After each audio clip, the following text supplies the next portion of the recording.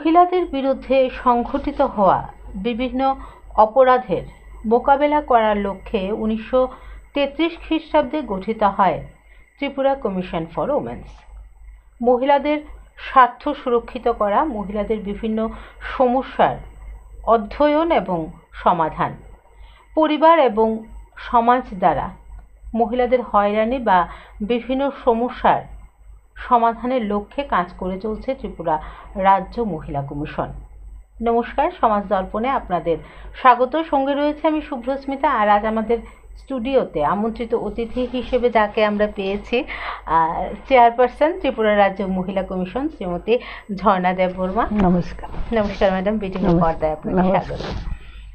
Madam, প্রথমেই আপনার কাছে যেটা জানবো যে ত্রিপুরা রাজ্য মহিলা কমিশন গঠনের উদ্দেশ্যটা কি?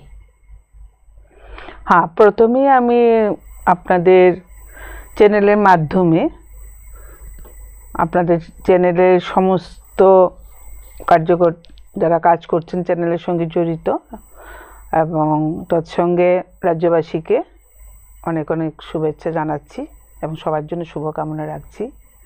তো যে প্রশ্নটা আপনি রাখলেন আমাকে যে মহিলা কমিশন গঠনের উদ্দেশ্যটা কি, তাহলে হয়তো বা অনেকটা পিছিয়ে আমাকে যেতে হবে। কারণ আমরা জানি আমাদের যে সমাজ ব্যবস্থা, এই সমাজ ব্যবস্থার অতীত ইতিহাস যদি আমরা দেখি, এটা আমাদেরকে এখনো মানতে হচ্ছে যে পুরুষ শাসিত একটা সমাজ ব্যবস্থায় আমরা বসবাস করছি।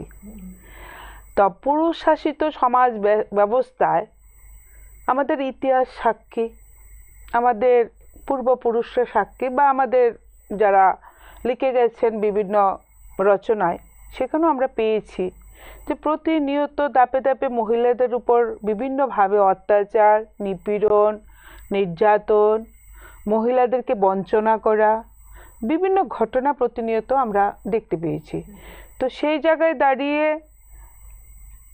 প্রায় 1990 সালে একটা বিল আনা হয় যে মহিলাদের ক্ষমতায়নের জন্য, পাশাপাশি মহিলাদের অধিকারের জন্য, মহিলাদেরকে সুরক্ষিত রাখার জন্য একটা চিন্তা ভাবনা করা হয় এবং কি স্টেপ নেওয়া হবে সেরকম একটা বিল আনা হয়। সেখান থেকে 1992 মানে 1992-তে আমাদের ন্যাশনাল ওমেন কমিশন গঠন করা হয়।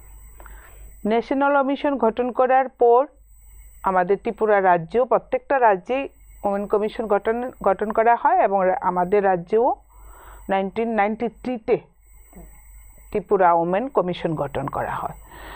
তো ওমেন কমিশন গঠন করার উদ্দেশ্যই হলো যে বর্তমান সময়ও দাঁড়িয়ে যেন আমরা একটা কথাই রাখতে পারি যে সমাজে পুরুষ নারী সম অধিকারে বাঁচতে হবে এবং এগিয়ে যেতে হবে।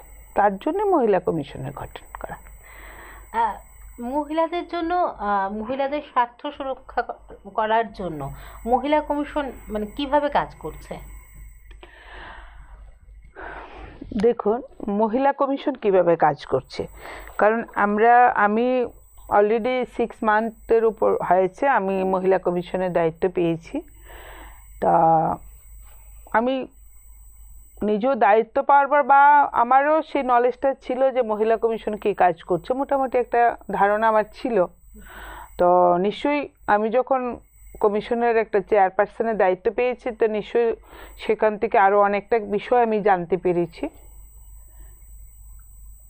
প্রতিনিয়ত আমাদের কমিশনেই যে ঘটনাগুলি আসে, মহিলা কমিশন তাদের যে পারিবারিক সমস্যাগুলি, সেই সমস্যাগুলি কাউন্সিলিংয়ের মাধ্যমে সমাধানের চেষ্টা করে। কীরকম কাউন্সিলিং? কারণ কি, এই যে পারিবারিক ঘটনাগুলি ঘটে, একটা পরিবার, নিশ্চয়ই পরিবার গঠন হয়, এটা পুরুষ বলেন বা একটা মহিলা বলুন, তারা বিবাহ বন্ধনে আবদ্ধ হয়, আগামী প্রজন্ম তাদের কাছ থেকে কিছু শিখবে, একটা সুষ্ঠু সমাজে ওরা বসবাস করবে, তাদের সমাজ, তাদের পরিবার উন্নত হবে, ছেলে মেয়ে শিক্ষিত হবে, নিজেরা রোজগার করবে, তার জন্য একটা বন্ধনে আবদ্ধ হয়। কিন্তু কিছু বছর পর দেখা গেল তাদের মধ্যে সেই বন্ধনটা নেই, ভালোবাসার বন্ধনটা নেই, কিছু না কিছু একটা সমস্যার জন্য হয়তো একে অপরকে কোনো না কোনো দিক দিয়ে মানাতে পারছে না, যার জন্য তাদের মধ্যে ধীরে ধীরে একটা অশান্তির সৃষ্টি হয়। তো সেই জায়গাটা, এই অশান্তিটা যদি বাড়তে থাকে, দেখা গেল পরবর্তী সময়ে হয়তো কাউকে আত্মহত্যার পথ নিতে হয়, বা কাউকে মেরে ফেলা হয়, বা নিজেদের মধ্যে অনেক দূরত্ব বেড়ে যায়, এ ধরনের ঘটনা হয়। তো মহিলা কমিশন এই যে ডিউরেশনটা, একটা পরিবারে একটা সমস্যার সৃষ্টি থেকে মাঝখানে ওদের যে একটা সময় ব্যতীত হয়, মানে সৃষ্টি থেকে ওই পর্যায়ে না যাওয়া পর্যন্ত যে সময়টা, যে তারা যেন সুষ্ঠুভাবে থাকতে পারে, ভালো যেন হয়, তার জন্য মাঝখান থেকে মহিলা কমিশনের কাছে যখন আসা হয়, মহিলা কমিশন এজ এ কাউন্সিলিংয়ের মাধ্যমে তাদের ভুল ত্রুটিটাকে ধরিয়ে দিয়ে সমাধানের রাস্তা খুঁজে দেওয়া হয়। আমরা প্রতিদিন এই বিষয়টা নিয়ে সবচেয়ে বেশি আমাদের কাজ করতে হয়, কারণ আমি তো বলবো মহিলা কমিশন এজ এ অভিভাবক হিসাবে কাজ করে চলছে, কারণ ভুল ত্রুটিটাকে সংশোধন করে দিয়ে সংসারটাকে সুরক্ষিত রাখাই হলো মহিলা কমিশনের কাজ, সেটাই আমরা করে চলছি। আরেকটা কথা, যে মহিলা কমিশন এই নামটা কিন্তু আমাদের সবার কাছেই খুব পরিচিত, হ্যাঁ, কিন্তু আমাদের কাছে ব্যাপারটা পরিষ্কার না যে মহিলা কমিশনটা কি। হ্যাঁ, তো একটু যদি আমাদের সামনে তুলে ধরেন যে মহিলা কমিশন আসলে এটা কীরকম বডি, বা কিভাবে এর মেম্বার্সরা মানে নির্বাচিত হন, হ্যাঁ, এই ব্যাপারটা যদি মানে একটু পরিষ্কার করেন আর কি আমাদের কাছে। মহিলা কমিশন তো মানে আমাদের একটা বডি আছে, যেখানে চেয়ারপারসন, ভাইস চেয়ারপারসন এবং সদস্যরা থাকে। তো এক এক স্টেটের জনসংখ্যার উপর ডিপেন্ড করে বডির স্ট্রাকচারটা গঠন করা হয়। কোথাও 7 জনের একটা কমিটির বডি থাকে, কোথাও 5 জনের থাকে, সেরকম মানে রাজ্যের জনসংখ্যার উপর ডিপেন্ড করে বা রাজ্যের সমস্যার উপর ডিপেন্ড করে সেরকম বডি গঠন করা হয়। কিন্তু সবচেয়ে বড় বিষয়, এটা সোশ্যাল ওয়েলফেয়ার ডিপার্টমেন্টের আন্ডারে ওমেন কমিশন কাজ করে, এবং আমাদের না, সমস্ত রাজ্যেরই সরকার ওইখানে কাউন্সিলর নিয়োগ করেন, কাউন্সিলররা থাকেন, সঙ্গে অফিসিয়ালি যে স্টাফগুলি থাকেন অফিসের বিভিন্ন কাজের পার্টগুলি দেখার জন্য সেটা থাকেন। আবার চেয়ারপারসন, ভাইস চেয়ারপারসন, মেম্বাররা থাকেন, পাশাপাশি মেম্বার সেক্রেটারি থাকেন এবং ল অফিসার থাকেন। তো সেভাবেই কমিশন গঠন করা হয়। একজন নির্যাতিতা মহিলা কমিশনের দ্বারস্থ হবে, তো মহিলা মানে কিভাবে তার অভিযোগ দায়ের করবেন বা কিভাবে আসবেন কমিশনের কাছে? আমাদের 10টা থেকে 5টা অফিস খোলা থাকে, সেকেন্ড স্যাটারডে বা অফিসিয়ালি মানে গভর্নমেন্ট যে বন্ধগুলি থাকে সেটা তো অবশ্যই ক্লোজ থাকে কমিশন। এছাড়া যে কোনো সময় ওই যখন অফিস খোলা থাকে তখন যে কোনো নির্যাতিত মহিলা, নির্যাতিত বলতে সেই ব্যাপার না যে শুধু স্বামী স্ত্রী বা পরিবার দ্বারা নির্যাতন, সমাজের যে কোনো স্তরের কোনো ঘটনা, মানে ওই মহিলা প্রতারিত হয়েছে, হতে পারে প্রতারিত হয়েছে, অনেক সময় প্রতারিত হয়, শুধু নির্যাতিত না, প্রতারিত হয়, বা বিভিন্নভাবে তার উপর সমাজ থেকে, সমাজের হয়তো পাড়া প্রতিবেশী দ্বারাও সে আক্রান্ত হয়েছে, সেই ঘটনাগুলি আমাদের কমিশনে সে যখন আসবে তখন কমিশনে আসার পর কমিশনের একটা ফরম্যাট আছে, সেই ফরম্যাটটাকে উইথ আধার কার্ড, ওর আধার কার্ডটা লাগবে, উইথ আধার কার্ড ওই ফরম্যাটটাকে সে ফিল আপ করবে, ডিটেলস লিখবে, এরকম কলম করা আছে, ডিটেলস লিখে তার অ্যাড্রেস এবং তার যে ঘটনার জন্য সে এসছে, তাকে যার সঙ্গে তার সমস্যাটা, সে বিবাদী যাকে আমরা বলি, সে বিবাদী যাকে বলি, তো বিবাদীর সঙ্গে কি সমস্যা, বিবাদীর অ্যাড্রেস, নাম, মোবাইল নাম্বার, এভরিথিং দিয়ে ফরম্যাটটা ফিল আপ করবে আধার কার্ড সহ। তখন আমাদের কমিশনে এই এই যে ফরম্যাটটা ফিল আপ করলো তখন একটা ফাইল তৈরি করা হয়, একদম কাভার ফাইল একটা তৈরি করা হয়, প্রত্যেকটা ঘটনারই একটা কাভার ফাইল তৈরি করা হয়।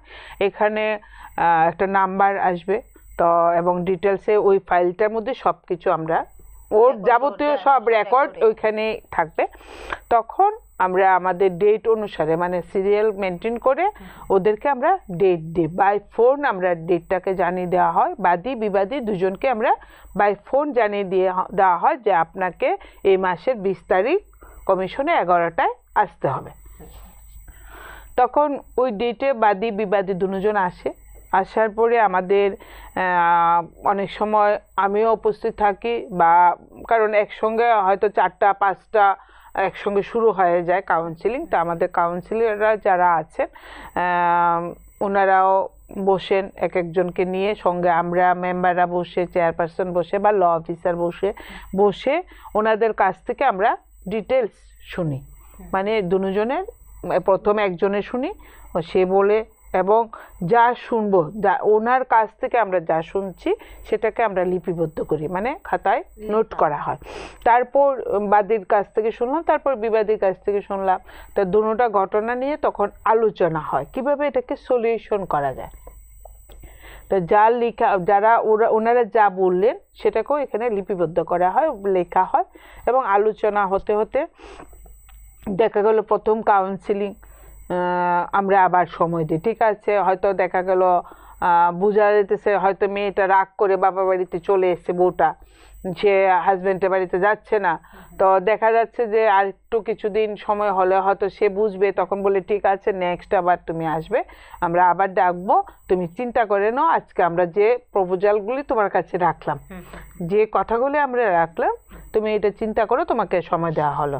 তো দুনো পক্ষকে আমরা একটু সময় দিয়ে আবার আফটার 1 মান্থ বা 20 দিনের মধ্যে আবার ওনাদেরকে ডাকার ফলে আবার হ্যাঁ আপনারা কি সিদ্ধান্ত করেছেন, সব তো ফাইলে যা ছিল লেখা আছে, তো কি সিদ্ধান্ত হয়েছে।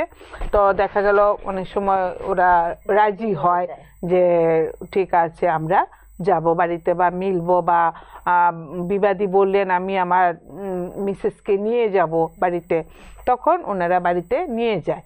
তো বা প্রয়োজনে যেখানে মনে হয় যে গার্জিয়ানকে ডাকার প্রয়োজন, সেখানে আমরা গার্জিয়ানকে যে নেক্সট উইক আপনার বাবাকে নিয়ে আসবেন বা মাকে নিয়ে আসবেন বা প্যারেন্টসকে নিয়ে আসবেন, সেটাও আমরা বলি।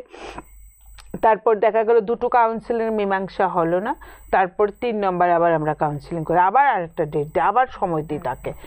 তো ওইখানে আবার ওই সমস্যা আবার কাউন্সিলিং হয়। তো যদি মানে আমরা মোটামুটি এখন পর্যন্ত আমার কাছে যে ডাটা আছে সেই ডাটায় মোটামুটি আমরা 50% রেজাল্ট পজিটিভ পাচ্ছি, 50% পজিটিভ পাচ্ছি। কিন্তু 50% আর বাকি 50%-এ কী সমস্যা সেটা আমি যাচ্ছি। 50% পজিটিভ পাচ্ছি, কিন্তু এই যে কাউন্সিলিংয়ের পর ওনাদেরকে আমরা মিলিয়ে দেওয়ার পর যে ওনারা আমাদের কাছ থেকে ছাড় পেয়ে গেলেন তা নয়, আমরা আবার তাকে আফটার 3 মান্থ 2 মান্থ বা 4 মান্থ রুটিন অনুসারে তারা হয়তো বা সংসার করছে, কিন্তু আমরা আবার ডাকবো তাকে, মানে যে আমাদের গাইডলাইনে তারা থাকবে। মানে আমরা যখন আবার রুটিন মাফিক যখন একটা ডেট আসবে তখন তাদেরকে ডাকবো, আবার নতুন করে সমস্যার আগে তারা ধরুন ভালো আছে, তারপরও আমরা কিন্তু ডাকবো, ডেকে জিজ্ঞেস করবো কোনো সমস্যা আছে কিনা বা কোনো ভালো আছেন কিনা আপনারা। যদি বলেন হ্যাঁ ভালো আছি, মানে যে এরকমভাবে একবার ডাকার পরে যখন দেখা গেলো হ্যাঁ ভালো আছে, তখন আমরা ফাইলটাকে ক্লোজ করে রাখি, যে ওনারা ভালো আছেন, ক্লোজ করে রাখলাম। কিন্তু যিনি এখানে আমাদের কমিশনে কমপ্লেন করলেন, মানে ফাইল তৈরি হলো, উনি যে কোনো সময় আফটার 6 মান্থ 1 বছর 2 বছর 3 বছর পরেও উনি আবার কমিশনে একটা জাস্ট অ্যাপ্লিকেশন করে, ওই ফাইল নাম্বারটা ওনার কাছে আছে, উনি ওই ফাইল নাম্বারটা দিয়ে যে আমি আমার ফাইলটাকে আবার ওপেন করতে চাইছি, আমার আবার সমস্যা হচ্ছে, তখন আবার ওনাকে নতুন করে আমরা আবার কাউন্সিলিং করব, আবার নতুন করে আবার ওনাকে ডাকবো, আবার অ্যাপ্লিকেশন করতে হবে না, জাস্ট ওই ফাইল নাম্বারটা দিয়ে একটা অ্যাপ্লিকেশন পাঠাবে, ফর্ম আর ফিল আপ করতে হবে না, তখন আমরা আবার সেটা করছি। তো এখানে আবার কিছু দেখা যাচ্ছে যে হয়তো এরকম ঘটনা আসছে যে স্বামী কিছুতে আর ওই মিসেসের সঙ্গে ঘর করতে চাইছে না, মানে ওরা একসঙ্গে আর থাকবেই না, এরকম ঘটনা হচ্ছে। 3বারই বললো, বা মিসেস মহিলাও চাইছে, মহিলা বলছে যে না আমি আর ওর সঙ্গে ঘর করব না, মানে আমি আর থাকবো না, মানে কিছুতেই রাজি হচ্ছে না। হয়তো এরকম কিছু প্যাথেটিক ঘটনা হয়েছে বা কিছু হতেই পারে মেবি, তো হয়েছে। তখন যদি যে কোনো পক্ষে যাই হোক, তখন কমিশন আর কিছু স্টেপ নিতে পারে না। কমিশন তাদেরকে তখন আইনি পরামর্শ দেয়, তখন তাদেরকে আইনি পরামর্শ দেয়, তা আপনাকে আইনের দ্বারস্থ হতে হবে। কারণ এখানে হয়তো ঘুরঘুর মানে উনি সংসার করবেন না, মানে তার মানে ডিভোর্স চাইবেন, ডিভোর্স তো নিতেই হবে। তো ডিভোর্স দেওয়ার ক্ষমতা তো আর মহিলা কমিশনের নেই, কারণ আইন তো আর আমাদের হাতে নেই। তো উনি হয়তো ডিভোর্স চাইবেন, তখন আইনের দ্বারস্থ হতে হয়। তো আবার হয়তো পুরুষ চাইছেন ডিভোর্স, মহিলা চাইছেন না ডিভোর্স, এমনও হতে পারে, বা একজন চাইছেন না। তখন আমরা তো যেহেতু মহিলা কমিশন, আমরা মহিলাদের পাশে থেকে কাজ করি সবচেয়ে বেশি। তো এখানে তখন ওই মহিলাটা যদি আমাদের কমিশনের কাছে অ্যাপ্লাই মানে বলেন লিখিতভাবে যে আমাকে একজন লয়ারের প্রয়োজন, আমি সরকারি লয়ারের মাধ্যমে আমার কোর্টের লড়াইটা লড়তে চাই, তখন ওই ব্যবস্থা আমরা করে দিই। একজন সরকারি লয়ারের কাছে আমরা পাঠাই, উনি বিনা পয়সায় যেন আইনি পরিষেবা পান সেই ব্যবস্থাটা আমরা করে দিই। তাহলে আমরা আবার আলোচনায় এই বিষয়েই আমরা কথা বলবো। সময় হয়ে গেছে ছোট্ট একটা বিরতির, ফিরে আসছে বিরতির পর। শেফদের পছন্দ সিস্টার মশলা, যা মডার্ন টেকনোলজি এবং স্বাস্থ্যসম্মত।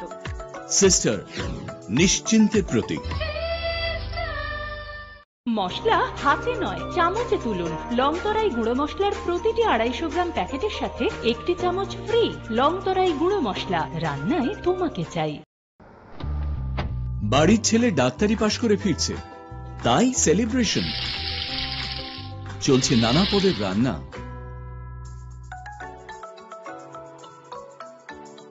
শেফদের পছন্দ সিস্টার মশলা, যা মডার্ন টেকনোলজি এবং স্বাস্থ্যসম্মত। টেস্টিও। ইনি ডক্টর না সিস্টার? সিস্টারের রান্না প্রতি পদে স্বাদের বাহার। মন চাই ফিরে ফিরে খেতে বারবার। সিস্টার, নিশ্চিন্তের প্রতীক।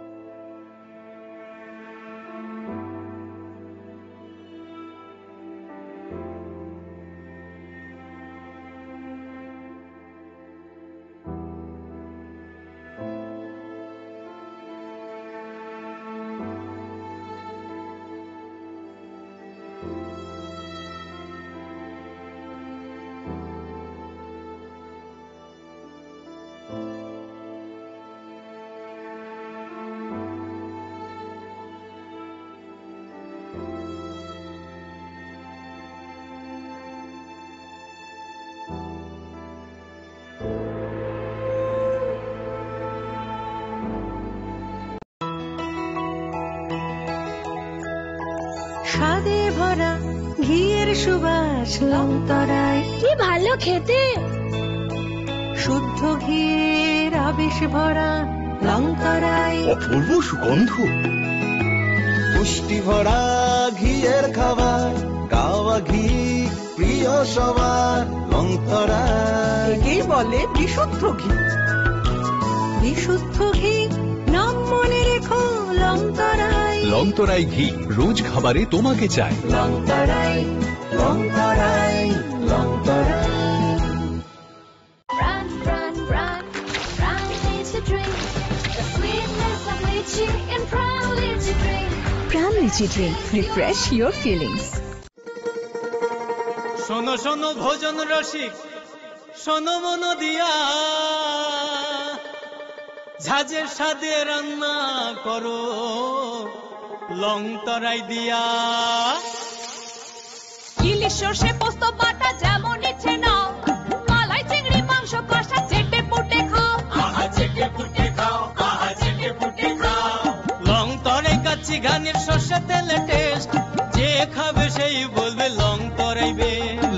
তরাই সরষের তেল, ঝাঁঝে স্বাদে তোমাকে চাই।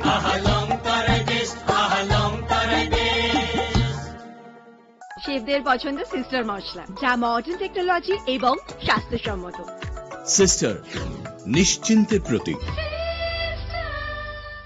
নববর্ষ উপলক্ষে সিস্টার স্পাইসেসের পক্ষ থেকে সকলকে আন্তরিক প্রীতি ও শুভেচ্ছা। সিস্টার স্পাইসেস, রন্ধনেই বন্ধন। মশলা হাতে নয় চামচে তুলুন। লংতরাই গুঁড়ো মশলার প্রতিটি 250 গ্রাম প্যাকেটের সাথে 1টি চামচ ফ্রি। লংতরাই গুঁড়ো মশলা, রান্নায় তোমাকে চাই। আবারও ফিরে এলাম বিরতির পর। সময় একদম নষ্ট না করে চলে যাব আবার ম্যাডামের কাছে। আমাদের পূর্ববর্তী আলোচনা থেকেই আমরা শুরু করব। একদম, যে আমি যে কথাটা বলতেছিলাম যে মহিলাদেরকে যারা হয়তো কিছু গাইডলাইনের প্রয়োজন আছে, ওনারা কিছু বুঝতে পারছেন না আইনি পরিষেবা কীভাবে পাওয়া যাবে বা কীভাবে কাজটা করতে হবে, তখন আমরা লয়ারের সঙ্গে ওদেরকে মিট করে দেওয়া বা সরকারি লয়ার বিনা পয়সায় যেন ওনারা আইনি পরিষেবা পান সেই ব্যবস্থাটুকু আমরা রাখি। তারপর বাকিটা তো আইনের হাতে চলে গেছে। তারপরে আইনে গিয়ে যেখানে তাদের কাজ হবে, তারা সংসার করছে না ডিভোর্স হচ্ছে, ডিভোর্সে যাচ্ছে, সেটা তো সেরকম। তাছাড়াও সেরকম তো হচ্ছে। তাছাড়া যদি এরকমও কিছু ঘটনা আসে যে মহিলারা কমিশনে কেস মানে ফাইলিং আছে, কিন্তু ওনারা এখন আইনি পরিষেবাতে যাচ্ছেন না, হয়তো সিদ্ধান্ত সেই জায়গায় পৌঁছাতে পারছেন না, তখন হয়তো মহিলাটা একটা বাচ্চা নিয়ে বাবার বাড়িতে আছে, তখন উনি ভরণ পোষণ চাইছেন বা খরচা চাইছেন, বাচ্চার কিছু খরচা আছে, তখন আমরা কাউন্সিলিংয়ের মাধ্যমে হাজব্যান্ড থেকে একটা কমিটমেন্ট নিই যে আপনাকে মাসে এত টাকা করে দিতে হবে। আমরা তার আয় ইনকাম বুঝে সেটা আমরা একটা সিদ্ধান্ত নিই। যখন হাজব্যান্ড সেটা মানলো, মানে ওর বর যখন সেটাকে মানলো, তখন ওরা মাসে মাসে টাকাটা কমিশনে পাঠিয়ে দেয়। মানে হাজব্যান্ড এসে এত তারিখে মানে কমিশনে পৌঁছায় দেয় এবং মিসেস এসে কমিশন থেকে সেটাকে কালেক্ট করে নিয়ে যায়। এরকমও ঘটনা হচ্ছে। তো সেভাবে আমরা পরিবারের সমস্যাটা সমাধান করার চেষ্টা করি। তো আরও অনেক কিছু ঘটনা মধ্য মহিলা কমিশন কাজ করে। শুধু যে আমরা পারিবারিক বিষয়টাকে নিয়েই আমরা কাজ করছি সেটা নয়। তো অনেক কিছু ঘটনার মধ্যে আমরা কাজ করার চেষ্টা করি। তো যেরকম প্রতিদিন আমরা খবরের কাগজও পড়ি, খবরের কাগজে আমাদের পেপার কাটিংস হয়। তো সেখানে পেপারে যদি কোনো মহিলাদের উপরে নির্যাতন হয়, সে মহিলাদের কিছু ঘটনা হয়, তো সেগুলি আমরা প্রথম ফাইল আনি, মানে সব কিছু বিষয়টা দেখি। দেখার পর আমরা ওই ঘটনার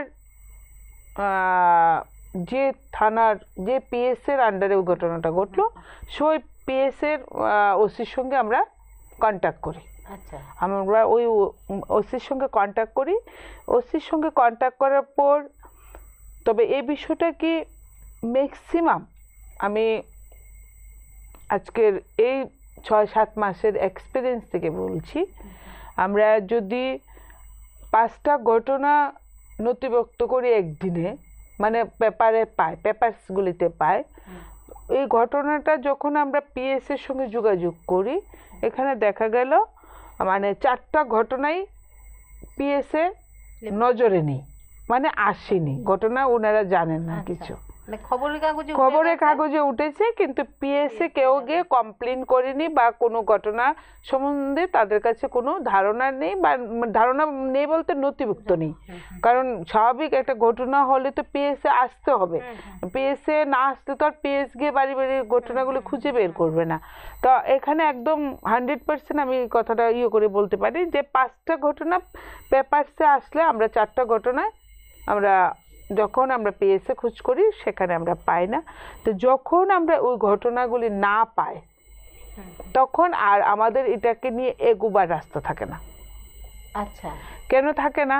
অ্যাকচুয়ালি আমরা আজকে এখন বিলুনিয়া একটা ঘটনা হলো, তাহলে বিলুনিয়া ঘটনা, বিলুনিয়া তো ছোট সিটি না, বা এই যে ঘটনাটা উঠলো সেখানে হয়তো অমুক পাড়া অমুক মানুষ একটা নাম দিয়ে দিল, কিন্তু এরকম কোনো প্রপার অ্যাড্রেসিং থাকে না বা কোনো ফোন নাম্বার থাকে না যে আমরা কাউকে ধরে ওইখানে পৌঁছাবো। আচ্ছা, আমাদের তো পৌঁছাতে হবে বা ইনভেস্টিগেশনে যে আমরা যাব এবং আমরা হয়তো বা ভাবলাম যে ঠিক আছে কোনো রকম একটু সোর্স পেলাম গেলাম, কিন্তু ইনভেস্টিগেশনে আমরা যখন যাব, আমরা একটা টিম যাব, আমার কাউন্সিলর যাবে বা চেয়ারপারসন যাবে বা ভাইস চেয়ারপারসন যাবে, যাওয়ার পরে দেখা গেল ওনারা বাড়িতে নেই। তো ওনাদের সঙ্গে যতক্ষণ না আমাদের কানেক্ট হচ্ছে ততক্ষণ কিন্তু আমরা ওইখানে পৌঁছাতে পারছি না। তো এটা হলো ওই ঘটনাগুলো যদি পিএস এর আন্ডারে যায় তখন পিএস এর থেকে ওনারা কানেক্টিং নাম্বারটা আমরা পেয়ে যাই, কারণ পিএস এ নিশ্চয়ই মোবাইল নাম্বার দিয়ে ওনারা প্রপার অ্যাড্রেস দিয়ে ইয়ে করবে, তখন আমরা একটা প্রপার অ্যাড্রেসিং পাই, মোবাইল নাম্বার পাই, তখন আমরা ওনাদের সঙ্গে যোগাযোগ করে। তো এটা একটা বিষয় থাকে। তো আরেকটা বিষয় হলো অনেক সময় যেমন কিছুদিন আগে, বেশি দিন হয়নি, আমরা একটা পেপারস কাটিংয়ে লাস্ট গত সপ্তাহে আমরা পেপার কাটিংসে পেয়েছি একটা বৃদ্ধ মহিলা, সে একদম নিঃসহায়, সে চরিলামের অনেক ভিতরে একটা প্রান্তিক অঞ্চলে একটা এই এডিসি ভিলেজের মধ্যে একজন জনজাতি মহিলা। তো আমরা পেপারসে পেয়েছি। যখন আমি পেপারসটা দেখলাম তখন আমি সঙ্গে সঙ্গে আমার ল অফিসারকে ডেকে বললাম যে এটা আমাকে, কারণ এত প্যাথেটিক ঘটনা লেগেছে যে না আমাকে ওনার কাছে পৌঁছাতে হবে। তখন আমরা ওইখানে পিএস এর সঙ্গে যোগাযোগ করি। তো এটা তো আবার পিএস এ ঘটনাটা আসেনি যে পিএস এ এসছে, আসেনি, কিন্তু এটা পেপারসে পেয়েছে। পিএস তো বলতে পারবে না, যোগাযোগ করি এবং ওইখানকার এসডিএম, বিডিও তাদের সঙ্গে আমরা যোগাযোগ করি, প্লাস এলাকা, ওই এলাকার মানুষের সঙ্গে আমরা যোগাযোগ করি, চেষ্টা করি, করার পর আমরা অ্যাড্রেসটা পেয়ে গেছি। তখন আমরা ওই মহিলা বাড়িতে গেলাম। যাওয়ার পরে যেটা হয়তো বিভিন্ন কারণবশত এখন ওনার কাছে অনেক প্রকল্প পৌঁছায়নি, এটার কারণ রয়ে গেছে। কারণ আমরা সবাই জানি বর্তমান কেন্দ্রীয় সরকার বিশেষ করে মহিলাদেরকে আবাসন যোজনা, ঘর, বৃদ্ধ ভাতা বা সরকারি যে প্রকল্পগুলি মহিলাদের জন্য আছে সেগুলি পৌঁছাতে কোথাও ত্রুটি রাখতে চাইছেন না। কিন্তু অ্যাকচুয়ালি বিষয়টা ওনার আধার কার্ড ছিল না এবং ওনার আধার কার্ড করার জন্য ওনার পরিবারে কেউ ছিল না, উনি বুঝতেই পারছিলেন না বিষয়টা।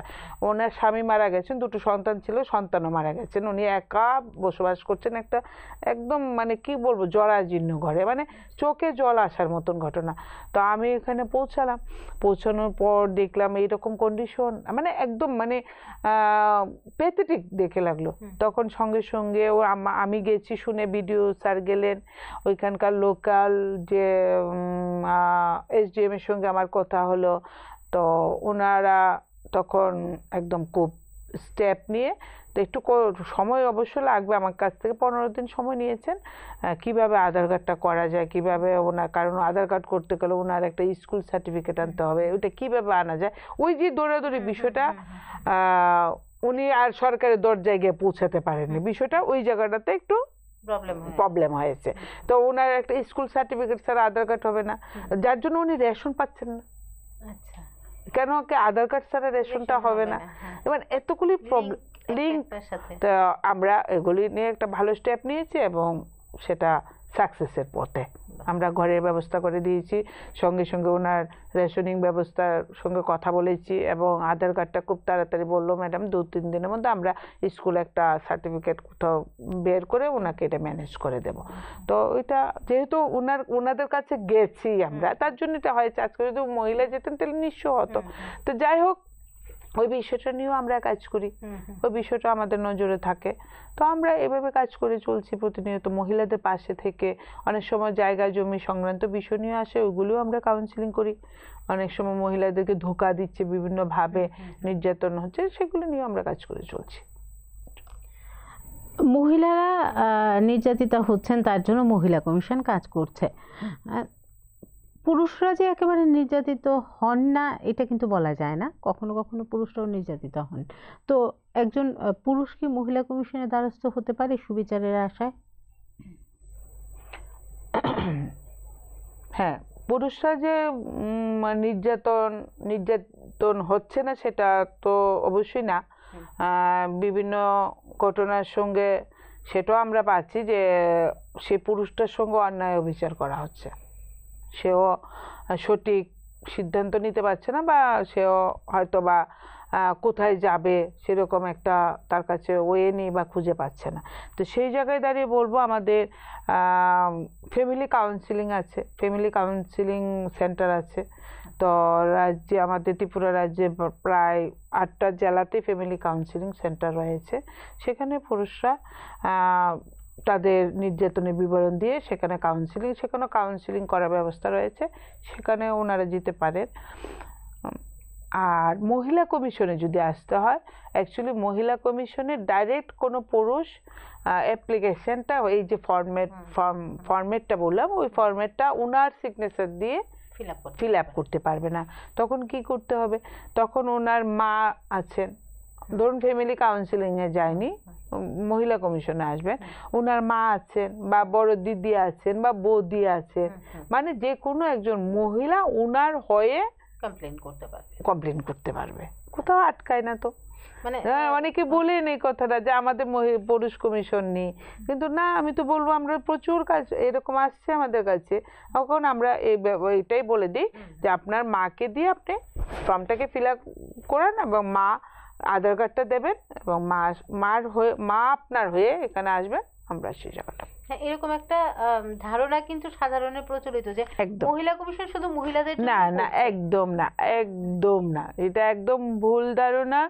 কারণ আমাদের নজরে এরকম কিছু ঘটনা আছে, মানে এরকম কিছু পুরুষরা আমাদের কাছে আছে যে হয়তো খুব একটা হয় অনেক সময় কিছু ডিসপুট থাকে কোনো মহিলার, ওই ডিসপুটটাকে লুকিয়ে খুব তাড়াতাড়ি খুব অল্প সময়ের মধ্যে বিয়ে দিয়ে দেয়, এবং এই বিয়ের হয়তো 15 দিনও যায় না, তখন মেয়েটার আসল রূপটা বেরিয়ে আসে এবং তাকে অত্যাচারিত হতে হচ্ছে, তাকে বিভিন্নভাবে সে মানে ওই মহিলা দ্বারা নির্যাতিত হতে হচ্ছে। আজকে আমি আপনাদের চ্যানেলে বসেছি, কিন্তু আজকে দুপুরে আমার কাছে এরকম একটা ঘটনা এসছে। ভদ্রলোক শার্ট খুলে আমাকে দেখাচ্ছে ওর স্ত্রীর হাতে যে মার খেয়েছে, এবং শুধু মার না, বিভিন্ন জায়গায় দাঁত দিয়ে কেটেছে, মেরেছে, এগুলো আমাকে দেখাচ্ছে। তো হচ্ছে না সে কথা আমি বলবো না, নিশ্চয় হচ্ছে, এবং সেই জায়গায় বলবো যে আমরা অবশ্যই যে, কিন্তু ওই নিয়মটাকে মেনে কাজ করতে হবে। আমরা ওই জায়গাটাকে সমাধান করার চেষ্টা করি, কিন্তু পুরুষ নিজে অ্যাপ্লিকেশনটা করতে পারবে না, সেটাই। আচ্ছা, মানে এই ক্ষেত্রে কি মানে ব্লাড রিলেশনের কেউই হতে হবে না? না না না না, ব্লাড রিলেশন বলতে হয়তো বৌদি, মানে বড় বোন বা মা, আচ্ছা এরকম। আপনার কাছ থেকে আমরা অনেক কিছু জানতে পারলাম আজকে। আমাদের সময় প্রায় শেষ, যাব শেষ প্রশ্নে, যে আপনাদের কাজটা তো অপরাধ জগতের সাথে, আপনারা যখন এই ধরনের কাজে এগিয়ে যান তখন কোনো প্রভাবশালী ব্যক্তি বা সংস্থার দ্বারা কখনো কি কোনো হুমকি বা রক্তচক্ষু সম্মুখীন আপনাদের হতে হয় আমি কিনা? যেহেতু আজকে একটা খুব মানে গুরুত্বপূর্ণ সময়ে আপনাদের চ্যানেলে বসার সময় পেয়েছি বা ডাক পেয়েছি, অ্যাকচুয়ালি মহিলা কমিশনে আমি আপনার উত্তরটার আগে একটু দুটো লাইন বলতে যাচ্ছি। আমরা খুব চেষ্টা করছি, কারণ আমরা এখনও দেখতে পাচ্ছি, মানে আমি নিজে দায়িত্ব নেওয়ার পর আমি দেখতে পাচ্ছি প্রান্তিক এরিয়াতে অনেক মহিলারা বা অনেক পরিবারের কাছে মহিলা কমিশনের সম্বন্ধে আইডিয়াটা নেই। মানে একটা ঘটনা অল্পতে শেষ হতো, কিন্তু এটা যত দিন যাচ্ছে তত গভীর হচ্ছে, এবং পরবর্তী সময়ে সেটা হয়তো সুসাইডের দিকে পৌঁছাচ্ছে, হয়তো ডিভোর্সের দিকে পৌঁছাচ্ছে। কিন্তু এটা যদি অনেক আগে কমিশনে আসতো তাহলে হয়তো বা সেটা সলিউশন হয়ে যেত। যার জন্য ওই ধারণাটাকে আমি চাইছি যে কিভাবে আমাদের সারা রাজ্যে প্রতিটি প্রান্তিক এরিয়াতে পৌঁছে দেওয়া যায়। যার জন্য আমরা মহিলা কমিশন একটা নতুন উদ্যোগ নিয়েছি, আমরা সবাই মিলে সিদ্ধান্ত নিয়েছি, আজকেও আমি বিকালে সেই বিষয়টা নিয়ে মিটিং করি। আমরা এখন সাউথ, যেরকম আমরা শুধু এতদিন আমরা নর্থে কাউন্সিলিং বসতাম, হয়তো আফটার 4 মান্থ 6 মান্থ একবার নর্থে যেতাম, আমরা নর্থে ওইখানে কাউন্সিলিং হতো, কারণ ধর্মনগর থেকে আসাটা তখন টাফ ছিল, এখন যদিও বাই রেল চলে আসতে পারে। তো নর্থে কাউন্সিলিং হতো, আর আমাদের তো আর ডিস্ট্রিক্ট অফিস নেই, আর আগরতলায় কাউন্সিলিং, আমার সাউথ থেকে ম্যাক্সিমামটা আগরতলায় আসতো। কিন্তু এবার আমি প্রায় প্রত্যেকটাকে ডিস্ট্রিক্ট ওয়াইজ আমি ভাগ করে নিয়েছি, এবং আমি এই মাসেরই 23-24 আমরা শান্তিবাজার যাচ্ছি, সেখানে কাউন্সিলিং হবে, সেখানে আমরা থাকবো, সেখানে আমরা অ্যাওয়ারনেস প্রোগ্রাম করব, এবং ভেতরে ঢুকে ঢুকে অ্যাওয়ারনেস প্রোগ্রাম করব। কারণ বর্তমান সমাজে দাঁড়িয়ে এই যে পারিবারিক কলহ বা পারিবারিক অশান্তির থেকে আরও অনেক গুরুত্বপূর্ণ ম্যাটার আমাদের সামনে চলে আসছে। এর মধ্যে মানে ধরবো, মানে একটা বিষয় যেটা সবার আগে ভাবতে হয়, 1 নম্বর হলো নাবালিকা বিবাহ। এটার জন্য সবাইকে সচেতন হতেই হবে, এটা করতেই হবে এবং বন্ধ করতেই হবে, সবাইকে মিলিয়ে এগিয়ে আসতে হবে। কারণ এরকম প্যাথেটিক ঘটনা আসে, হয়তো নাবালিকা বয়সে বিয়ে হয়েছে, মেয়েটার বয়স এখন সাবালিকা হয়েছে, তারপর আমাদের কমিশনে আসছে, মানে অবাক হওয়ার মতন ঘটনা, মানে ভাবতে পারি না, চোখের জল আসে, এরকম একটা ঘটনা আসে আমাদের কাছে। তো নাবালিকা বিবাহ বন্ধ করতে হবে, এবং বিশেষ করে মোবাইলের যে এফেক্টটা আমাদের সমাজে এখন বর্তমান যে প্রজন্ম রয়েছে, তাদের এই প্রজন্ম যেভাবে মোবাইল নিয়ে জড়িয়ে যাচ্ছে, মোবাইলের মাধ্যমে ফেসবুকের মাধ্যমে ফ্রেন্ডশিপ করা, তারপরে এই ফ্রেন্ডশিপ বিয়ে পর্যন্ত গড়িয়ে নেওয়া, তার ইতিহাস জানা নেই, সেখান থেকে অনেকগুলি ঘটনা আসছে, লাভ জেহাদের মতন ঘটনা হচ্ছে। তো এই বিষয়গুলি নিয়ে আমাদের সচেতন হতে হবে, আমাদের অভিভাবক মহলের কাছে পৌঁছাতে হবে, এবং আমরা সেই ব্যবস্থা নিচ্ছি। এবং রিসেন্টলি আমরা প্রত্যেকটা ডিস্ট্রিক্ট ওয়াইজে আমরা ক্যাম্পেনিং করব, এবং প্রান্তিক এরিয়াতে আমরা অ্যাওয়ারনেস প্রোগ্রাম নিয়ে চিন্তা ভাবনা করছি এবং শুরু করে দিচ্ছি। তো সেই বিষয়গুলি খুবই গুরুত্বপূর্ণ। আর একটা বিষয় কি, হয়তো আপনারা সবাই জানেন, আমি মহিলা কমিশনের চেয়ারপারসনের আগে আমি একটা রাজনীতি দলের একটা গুরুত্বপূর্ণ জায়গায় ছিলাম, একটা গুরুত্বপূর্ণ পদে ছিলাম। তো যেহেতু আমি একটা রাজনৈতিক দলের একটা গুরুত্বপূর্ণ পদে ছিলাম, তো সেই জায়গায় দাঁড়িয়ে একটা প্ল্যাটফর্ম আমার পরিচিতি হয়েছে। তো সেই পরিচিতি থেকে অনেক সময় আমাকে অনেকে হয়তো ফোন করে বলেন, দিদি এটা আমাদের এরকম বা আমাদের এরকম বা এরকম অনেক কথা আসে, বা আমার ভাই পরিচিত দিতে চায়।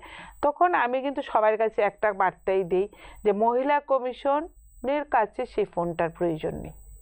আমি চাই না আমার কাছে এই বিষয়টা নিয়ে কেউ ফোন করুক। আমি সমস্ত ঘটনাগুলি সবগুলি ঘটনা একই দৃষ্টিতে দেখতে চাই, একই দৃষ্টিতে যাবে, এবং সবার জন্য সমানভাবে আমরা কাজ করতে চাই, কোনো রকম ডিফারেন্স হবে না। আমাদের যা কাজ, কারণ আমাদের যতটুকু ক্ষমতা, নিশ্চয়ই একটা লিমিটেড ক্ষমতার মধ্যে আমরা আছি, ওই ক্ষমতাটা সবার জন্য আমরা সমানভাবে কাজ করতে চাই। তো ওই বিষয়টা আমরা খুব গুরুত্ব দিয়ে কাজ করছি। আর আপনি যে কথাটা বলছেন যে কোথাও গেলে কোনো প্রভাবশালী ব্যক্তির দ্বারা, না, সে বিষয়ে আমরা এখনো পাইনি, এবং আশা রাখছি আগামী দিন মহিলা কমিশনের উপরে সেই ধরনের প্রভাব কেউ খাটাতে আসবে না, বা এরকম প্রভাব কেউ দেখাবে না। মহিলা কমিশন নিরপেক্ষভাবে কাজ করবে, সমাজের জন্য কাজ করবে, সে মহিলাদের জন্য কাজ করবে, শুধু মহিলাদের না, কোনো সমাজের মহিলা দ্বারা যেন কোনো সংসার না ভেঙে যায় সেই বিষয়েও আমরা প্রয়াস নিয়ে কাজ করব। এবং আমরা চাই সমাজের সমস্ত শুভবুদ্ধি সম্পন্ন মানুষের তাতে ভূমিকা থাকতে হবে। আমরা একটা সুস্থ সমাজ যেন আমাদের প্রজন্মকে দিয়ে যেতে পারি, আমাদের ত্রিপুরা রাজ্যের প্রত্যেকটা ঘরে ঘরে যেন শান্তি বাতাবরণ তৈরি হয়, আমরা যেন ভালো থাকতে পারি, সেটাই আজকে আমার বার্তা থাকবে। ধন্যবাদ ম্যাডাম, আপনার কাছ থেকে অনেক গুরুত্বপূর্ণ বিষয়ে আমাদের অনেক ভুল ধারণা ছিল, যেগুলো আজকে আপনার সাথে কথা বলে মানে আমাদের সেই ভ্রান্তিগুলো মেটাতে পেরেছি। আমাদের প্রত্যেকের একটা ধারণা ছিল যে মহিলা কমিশন শুধু মহিলাদের স্বার্থ রক্ষায় কাজ করে, কিন্তু ম্যাডামের কথা থেকে কিন্তু ব্যাপারটা স্পষ্ট হয়ে উঠলো যে মহিলা কমিশন সুস্থ সুন্দর সমাজ গঠনের লক্ষ্যে কাজ করে, সে মহিলা হোক বা পুরুষ। সুষ্ঠুভাবে আলোচনার মাধ্যমে একটা পরিবারকে ঠিক করে দেওয়া, পারিবারিক কলহ মিটিয়ে দেওয়া, সমাজের যে কোনো সমস্যার এগিয়ে যাওয়া, এটাই হলো মহিলা কমিশনের মূল লক্ষ্য বা মূল কাজ। কারোর পক্ষে মহিলা কমিশন কাজ করে না, মহিলা কমিশন কাজ করে সুস্থ সুন্দর সমাজ গঠনের লক্ষ্যে। আজকের মতো এই পর্যন্তই। নানা স্বাদের অনুষ্ঠানের জন্য চোখ রাখুন বিটিভির পর্দায়। নমস্কার।